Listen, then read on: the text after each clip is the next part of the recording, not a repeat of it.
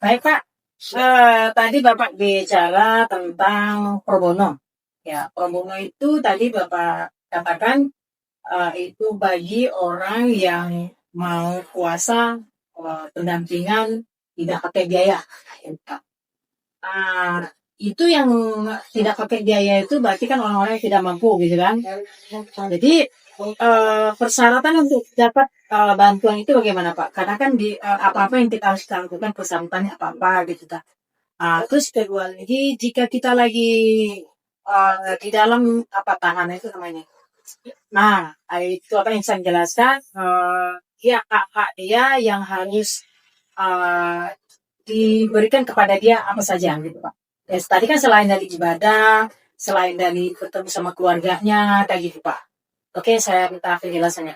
Baik, terima kasih. Ini terkait dengan pro bono ya. Pro bono atau di masyarakat kita selalu mengenal dengan kata prodeo. Prodeo kan. Jadi ada dua. Ada yang memang pro bono atau prodeo itu atas permintaan. Jadi kami pengacara ini berdasarkan undang-undang advokat itu wajib memberi bantuan hukum secara cuma-cuma jika diminta oleh instansi, apakah itu pihak kepolisian, apa itu pihak kejaksaan atau pihak pengadilan. Maka ketika itu diminta, maka terkait tersangkanya itu tidak ada syarat apapun yang dibebankan kepadanya. Hanya saja kualifikasi tindak pidananya saja. Yang sebagaimana saya sampaikan tadi, baru pihak kepolisian atau penyidik, baru kejaksaan, baru hakim menunjuk atau meminta pengacara itu untuk mendampingi si tersangka atau terdakwa itu jika memenuhi 3 syarat. Tapi syarat itu bukan sama tersangkanya, tapi di perkaranya. Pertama adalah ancaman hukumannya itu di atas 5 tahun. Yang kedua, dia dari keluarga tidak mau.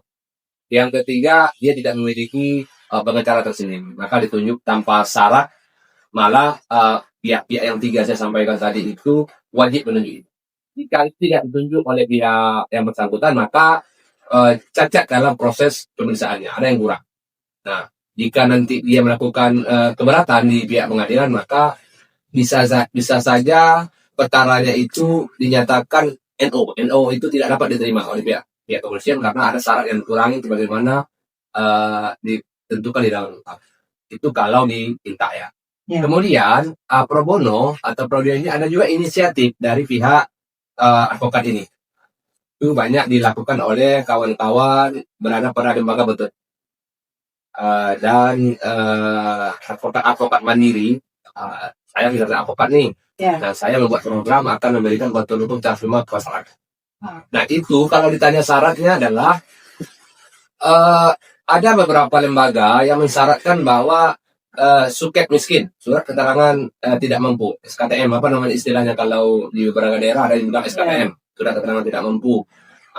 Tapi kalau saya hari ini memang secara pribadi kantor hukum industri dalam dan rekan belum ada membuat program itu. Tetapi ada beberapa lembaga bantuan hukum, saya ada di dalamnya. Satu lembaga bantuan hukum Bertuah Selembayung Negeri atau LBH Berseri. Bertuah Selembayung Negeri. Berseri. Satu lagi ada lembaga bantuan hukum advokasi keadilan anak negeri. Nah, meskipun secara real di dalam program kerja mereka tidak menyebutkan bahwa mereka memberi bantuan hukum secara cuma-cuma atau pro bono atau premio, tetapi undang-undang mewajibkan jika lembaga itu dibentuk maka wajib mereka memberi bantuan hukum cuma-cuma kepada masyarakat yang membutuhkan. Ya, karena LBH itu berdiri di bawah undang-undang bantuan hukum namanya. Kalau tak salah tuh di tahun 2019 sudah dibentuk undang-undangnya. Itu lembaga nilam. Nah, di LBH ini ada yang mensyaratkan SKTM tadi. Ada yang mensyaratkan, ada yang tidak menyarankan. Yang penting mereka datang, isi belangko, mereka tidak menyatakan tidak punya uang, ya udah bisa dibantu. Tapi khusus pidana ya. Khusus pidana kalau perkara perdata rasanya tidak pernah ada prodeo. Kemudian kepada pengacara secara mandiri, secara sendiri. Boleh-boleh saja, itu tergantung pengacaranya. Kalau saya, jika datang menyampaikan demikian, banyak juga saya coba bantu, tidak menggunakan uang, tapi saya bantu. Tapi saya selalu berfokuskan diri kepada kalau bantuan-bantuan seperti itu di tingkat pengadilan. Kalau di tingkat kepolisian, kalau mereka memenuhi syarat, saya prodeo atau pro bono memang selalu diminta oleh pihak kepolisian, baik itu di kepolisian Mandau khusus Duri ya, untuk wilayah Duri ya. Kalau di luar wilayah kayaknya tergantung jarak. Tapi untuk wilayah Duri, Mandau, pinggir, Polres Bengkalis 125, saya selalu diminta untuk memberi bantuan hukum secara langsung.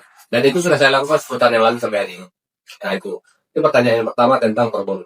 Terkait hak-hak apa tadi di dalam sel tadi, rasanya setelah pengacara itu ditunjuk, maka pengacara itu akan lebih paham hak apa tadi.